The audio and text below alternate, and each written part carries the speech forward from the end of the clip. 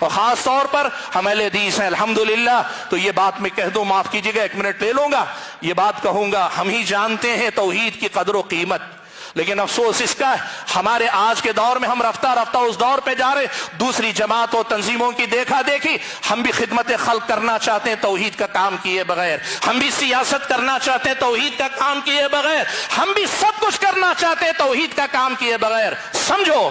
ہماری دعوت یہ، ہم توحید کے ساتھ سب کچھ کریں گے، توحید چھوڑ کر ہم سے کچھ نہیں ہو سکتا۔ اللہ کے بندو، ہماری پہچان یہی ہے، جن کے پاس خالص توحید ہے، یہ اگر توحید کا کام نہیں کریں گے تو پھر دنیا کو توحید کا سبق پڑھانے کے لیے کون کھڑا ہوگا؟ اللہ کے بندو، حاضرین گرامی قدر، یہ پیغام آپ کو دیتے ہوئے کہنا چاہتا ہوں، بچہ اہل حدیث کا، آپ میں سے ہر آدمی اپنی اپنی جگہ، اپنی مسجد، اپنے دوست، اپنے خاندان، اپنے گھر میں اللہ تعالیٰ کی توحید کو پہنچانے کے لیے محنت کرے، یہی ہماری زندگی کا مقصد ہے، اور اسی سے ہماری اور آپ کی شناخت اور پہچان ہے، اور اللہ سے ہماری دعا ہے کہ اللہ اسی پر ہم سب کو موت نصیب فرمائے۔ آمین وآخر دعوانا الحمدللہ رب العالمین۔